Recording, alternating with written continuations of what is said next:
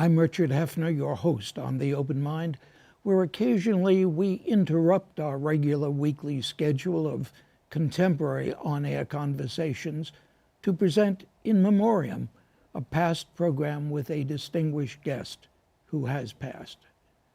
Today we celebrate the renowned book editor and publisher Samuel S. Vaughan, known lovingly as a literary connoisseur and sympathetic friend of authors who still kept his eye on the bottom line. Sam died in February 2012 at age 83. We recorded The Open Mind you'll see now in 1985. I'm Richard Heffner, your host on The Open Mind.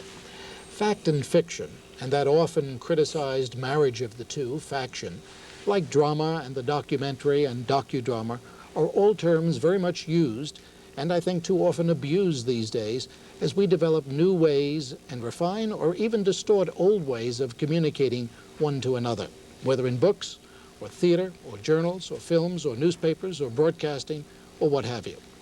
And since where the truth lies, as we attempt to mold each other's minds, is seen now as much more elusive a matter than ever before, so here on The Open Mind, I'd like somewhat systematically to engage this subject, turning to it often enough in the months ahead to see what facts there may be in fiction, and fiction in presumed fact, what higher truths, so-called, there are sometimes in taking liberties with the truth, the whole truth, and nothing but the truth, and so on. And not just in journalism, the print or electronic scribbles of the moment, but in books too. And how better to play Diogenes looking for an honest bookie than to begin our quest by talking again with that wisest of editors, Sam Vaughan, Vice President and Editor-in-Chief of the Doubleday Publishing Company. Sam, I'm glad to have you back here again. I'm glad to see you again. And you know, I was reading this morning the transcript of our last program together, which, my gosh, was almost a decade ago, or not quite that, but almost. And I was wondering whether you had changed your mind on any of the grander thoughts that you had expressed. And then I turned to your Daedalus article from the winter of 1983 on the community of the book and saw that you'd raised the question, should there be a truth in packaging law applied to authors and publishers, and wondered what Sam Vaughan's answer to that question is. Well, of course, I wouldn't like it, but sometimes I think it might be a good idea. It probably started when the terrific, exciting breed of new journalists showed up, Tom Wolfe and Gates Leese and David Halberstam and all the people who followed them, and began dealing with the news and the truth and in different ways, using novelistic techniques. And I also got into thinking about that with what we nowadays call history or biography. We have the psychobiography, and we have the authorized biography, and we have the adversary biography. I think there's been a blurring of lines between things that we used to call journalism, history, the memoir, fiction, and so on. And I think maybe the consumer needs a little protection. You talk about blurring of lines. That means that perhaps the publisher has an obligation to identify once again the division between those lines. I think so. I think what we say about the books is our share of the responsibility for the truth about them. What do you mean, what do you say about them? Well, the publisher's flap copy, the publisher's advertising, the publisher's publicity is what we claim the books to be. And people have to buy books mostly as have to buy them in a poke. By people, I mean not only readers like you and me, but librarians and booksellers and teachers. And they buy books in a poke, and sometimes they get pigs and sometimes they get pearls. You mean your obligation to label something as fact or fiction? Yeah, I think we ought to say what kinds of books they are. Work a little harder on description and a little less on hyperbole. Yeah, but number one, doesn't that run against book publishing as a business rather than a genteel profession? We're as schizophrenic about that as we can be. It certainly wouldn't bring the business down. But what do you do then about that nice combination of faction, where something is fact but not quite, is fiction but not quite, so we call it faction? What do you do? Well, faction's by now an honest form. There are novelists who are seekers after truth, who I think are more scrupulous about it than some people who are writing what is called nonfiction. I mean, and Arthur Haley, for example, is really concerned to find out how things work, what people do for a living, what the issues are, and to come out with some kind of balanced report in the form of fiction about it. There aren't many like him. Yes, but you say faction is an accepted form, but how acceptable do you really want it to be for the reader? You know what you're publishing. You know what you're editing. And you call something faction. What about the reader? How can he make the identification, or she make the identification, draw the line between fact and fiction just because you call it faction? Well, if faction is not a word that people understand, then we're not describing it properly. But readers are pretty good at judging books by their covers and by other external evidence. What I think I'm really against is calling something a biography which isn't a biography. If you call something faction, you say that it is both fiction. It is fiction with a considerable leaven or content of fact. If you call something a biography and it has a considerable amount of fiction in it, you have misdescribed it. But Sam, if you describe it accurately to your own satisfaction, is it possible to ask another question, and that is whether the reader perceives it as you mean it to be? You seem to be saying, let the reader beware. We're saying it's not fact. We're saying it's not fiction. We're saying it's something that's across. Yeah. But are we really trained as viewers, as readers, as consumers to understand that, or do we come away from the Dawn book thinking that that's the way it was? I don't know. We're better trained for some forms of writing than we are for others. A woman I know and love very much, who's a good book reader, was reading the National Enquirer one day, and I said to her, "Why are you reading that?" And she said, "I don't think I believe it, but I like to read it." So it seems to me that she has an understanding of what it is that she's reading, and as long as that goes on, we're in pretty good shape. But for a long time, we were given the news of the Vietnam War, or the news of Watergate, or the news of whatever, the news of Lyndon Johnson. And we were told that these were the facts of the matter. These books were presented as either histories or biographies or responsible pieces of journalism. And in some cases, I think there were polemics instead. Nothing wrong with polemics. The first American bestseller, I think, was said to be Tom Paine's, I should say Thomas, but we use first names on television, Paine's Common Sense. But that was frankly and eloquently a polemic. But these days, it seems to me, we get some books offered to us which are called reportage, which is something else. They're impressionism. It's me-first journalism. It's me and then whatever happened to me and the rest of the world. Things are backwards. Okay, you say they're backwards, and whether I agree with you or not doesn't make any difference, but I do agree with you. But what about your reader? If you say things are backwards, what about the reader? It wasn't only Will Rogers who said, all I know is what I read in the newspapers. We tend, don't we, to believe what we see in print. Wouldn't you, as an editor, feel that you have some added responsibility because you know what the power of print is? Well, I think a lot of us feel some considerable sense of responsibility. I think that readers are becoming more sophisticated. Readers eventually look for brand names. They look for authors' names, authors they can trust. If James Michener tells them this is the way Texas is, they're going to believe him because they have no reason not to believe him.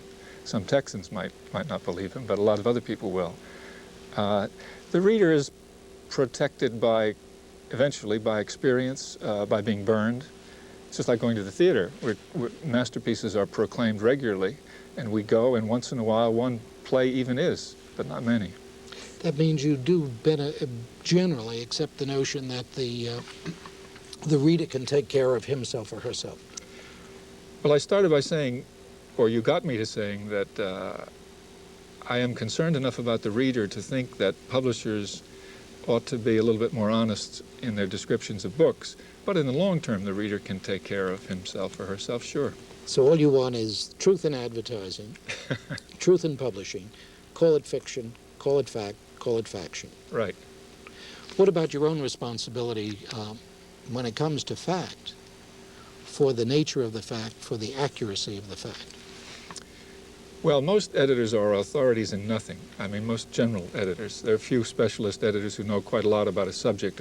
There's some very good cookbook editors in town, and there's some editors who know their history and so on. But most of us answer the description of the generalist editor who can talk with anybody about anything for 2 or 3 minutes. So my responsibility is not to make sure that the facts are correct. My responsibility is to try to work with authors that I can eventually trust and respect, and whose work I'm willing to help pass on. That's kind of chancy, isn't it? You spend a lot of time with aspirin and lawyers. Why lawyers? Now you come to the key question, why lawyers? Well, I think some of the recent decisions in courts have, after a long, long season that was an open season on so-called public figures, some of the recent decisions have been going against authors and publishers. It isn't as easy to take out the shotgun as it was for a while. You think it should have been, should be now, that you should have quite as easy a way as you did in the past? Well, my intellectual sympathies are First Amendment sympathies. I think that any fetters are a bad idea.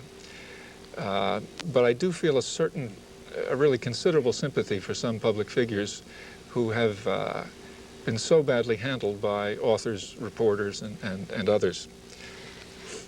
And? Because I know there's an and there. Well, the and is when you're pressed to the wall, you go for the First Amendment. You say, with all its abuses and all its excesses, fire away. But I think the public feels these days, to the extent that anybody can talk about the public, how much is too much? Where's the rough justice here? If a man or woman runs for Congress, does it really mean that anything at all can be said about them? And should there be no recourse? And I don't know the answer to that, I just know the question.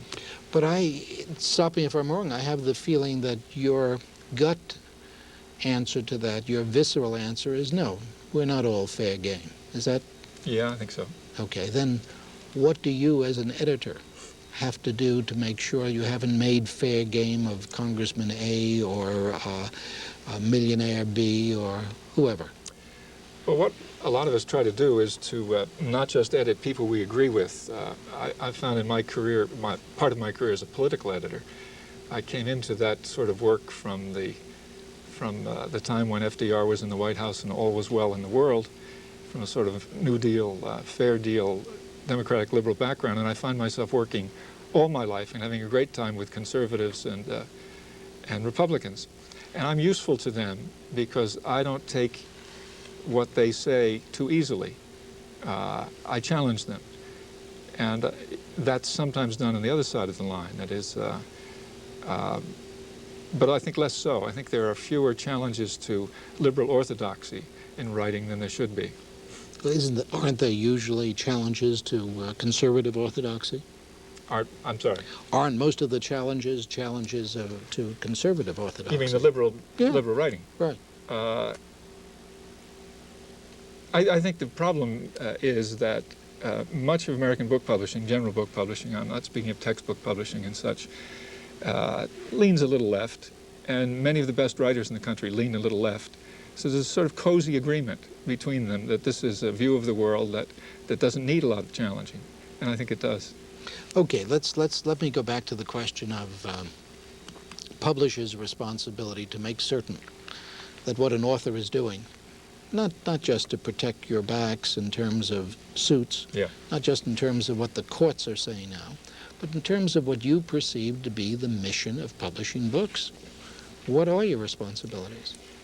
Well, we get nervous when we talk about our own responsibilities. We'd rather talk about yours. But, I know, but I'm asking the question about yours. We have a whole ring of responsibilities to our shareholders and to other employees in the firm, to our principal customers, booksellers and librarians and wholesalers and educators, but principally to the author on the one hand, and then that much neglected person that you haven't neglected, the reader, on the other. That's where we spend most of our time. And I have to see, as any editor does, whether I can find authors whose work is worth publishing and who will hit as hard as they can hit, if that's the nature of their writing, and still keep somewhere within the bounds of responsibility. I'm not much interested in, for my part, in absolutely free-form assault. And when they haven't, what precautions have you taken to make certain that, in terms of their relationship to their subject, they've been adequately accurate and painstaking? Or are you a public utility? It comes in at one end of the conduit and it goes out in book form at the other. It's important to understand that in book publishing, the book publisher is not agreeing with the author or even attesting to the validity of what the author is saying. The book publisher is attesting to the right of the author to say what the author has to say. Now, we do a certain amount of checking in general publishing. There are two kinds of editors. There are editors like myself, and there are a wonderful group of editors called copy editors who make respectable people out of people like me. And they check a manuscript for spelling and punctuation and grammar, but they also do some spot fact-checking. If the copy editor finds in spot fact-checking that there are errors in the book, then we'll pull the manuscript back and go back to the author and say, let's take another look at this. Have you got your facts in order? So that's the sort of checking we do. On the other hand, we cannot set ourselves up as authorities. The word author comes from the same root as authority. The author is the only authority in the subject. It has taken the author a year to a lifetime to write the book, so we wouldn't presume to second-guess them or to set ourselves up as the authorities. So we do some spot checking, and if that goes well, we go with the author. It sounds very much like the public utility model. Fair? I've never put out gas or electricity. I don't know. There would be people who would challenge you, Sam, on that in terms of some of the books, but seriously, the notion that you can't take responsibility. Oh, I don't. You don't want to put I take that back. Right. You don't want to put a stamp of approval, and when you publish a book, you're not saying, I embrace this, or we embrace this. Right. But do you believe that books have impact upon readers? Well, if I didn't believe that, I wouldn't put up with some of the nonsense of the business. Okay, if you believe that, then don't you have to take responsibility for what the impact of this book and the other book that Sam Vaughan has pushed through the conduit? I can't know what the impact will be. As an article of faith, I believe that a book can change a mind, affect a mind, improve a mind or a life, but I couldn't make any guess of what the impact would be. I try not to pass a manuscript through my fingers as an editor that I think is meretricious or is wrong or is in some way a misrepresentation, unless it's honestly labeled as such. There's some wonderful polemicists who write, and as long as we know what we're delivering, that doesn't bother me at all. What bothers me is the tendency toward deception, whether it's intended or not. You say tendency. What do you mean? Well, as I said, we've been given a view of contemporary life by a lot of writers in journalism and in book form that takes rapid revision in historical terms. I was, as a young man, assigned to be the editor for President Eisenhower in his memoirs. So all through the 1960s, when the press was telling us how terrific John Kennedy was, and in many ways he was quite terrific, and how well things were going, and how dumb Eisenhower had been, the great golfer and the chairman of the board, spelled B-O-R-E-D and so on, that began to give me heartburn. And it took until the late 70s, with people like Murray Kempton and Gary Wills and others, to begin to turn that view around. Now, where were these people when these facts were being recorded? That's the sort of thing I worry about a bit. And your answer, where were they? And your next question must be, what could we have done about it? Well, their editors could have been a bit more demanding. Okay, that's what brings me to the question that I think is most on my mind now. There's certainly seem recently to have been a number of books that could be challenged in terms of the accuracy of their content. It seems to me more and more such books. Now, Yeah. you perhaps will say to me, no, that's just my perception. But if there's anything to that perception, how do we explain that? Because that's a function of editors rather than writers. It's a function of publishers rather than writers. One possible problem is that the book has become, it always was to an extent, but increasingly it has become the medium for long-distance journalism. That is, in the days of Stephan Laurent and Ida Tarbell, there was some substantial journalism done in magazine form, and on through the Saturday Evening Post and the first Life magazine and so on.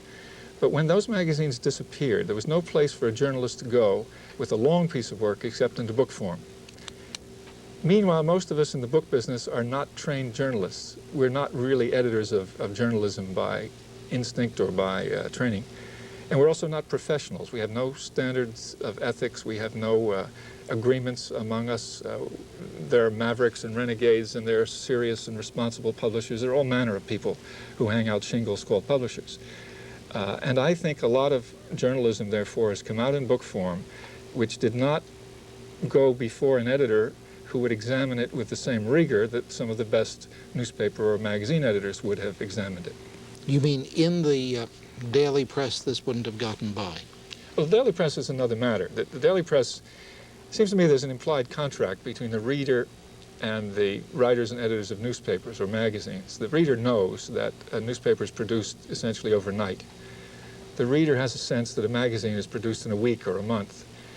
But the reader has some idea that a book takes much longer to do and has a right to expect more from a book.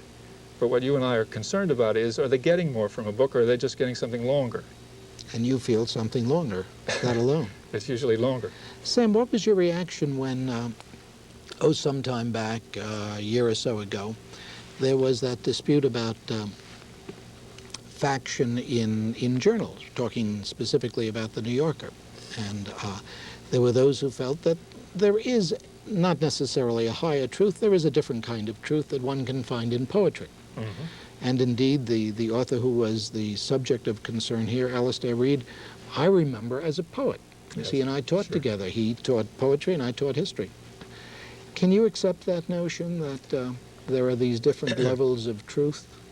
Well, I accept the notion that some of the great truths are found in poetry and in fiction.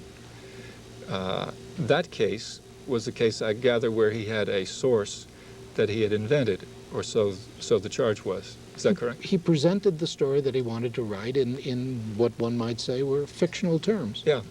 Well, he had somebody saying something in a bar in Barcelona or someplace. Mm-hmm. That's the counterpart of the famous cab driver who always gave the reporter for Time magazine the juicy quote he needed. I think the reason for the outrage is that the New Yorker has a reputation for meticulous fact-checking. Do you think the problem was the reputation and the assertion that we have checked everything through when nothing can be checked through that completely? I think so. I think the Alistair Reid piece was not an earth-shaking, it's not going to move nations, an error of fact or failure to disclose that he had invented a source or used a composite is really not that important, but people like to have at the New Yorker because they're so fussy and even a little prissy. When Bill Buckley mentioned my wife and me in a book, a manuscript he wrote, which was excerpted in the New Yorker, some nice person called me up and asked if my name was spelled a certain way and if my wife's name was spelled a certain way, and I assured him it was. I don't know why they didn't call her. That seemed to me a form of sexism, but and they should have called her and asked her what my name was. But in any case, they do that kind of thing, and they're proud of it, and they should be. And so when they stumble, then there are a lot of people willing to laugh. I guess the question that I want to raise has to do with the arrogance of the assumption that we can really get at the truth, and that somehow or other all of that fact-checking, whether with a publisher of a book or with the publisher of a magazine, can result in. Well, I think you're right. I suppose everything printed or transmitted should be preceded by the caveat, this is the best we could do, folks, and up to this moment. The newspaper really says, this is our view of the world, as best we could get it together from 8 p.m. last night.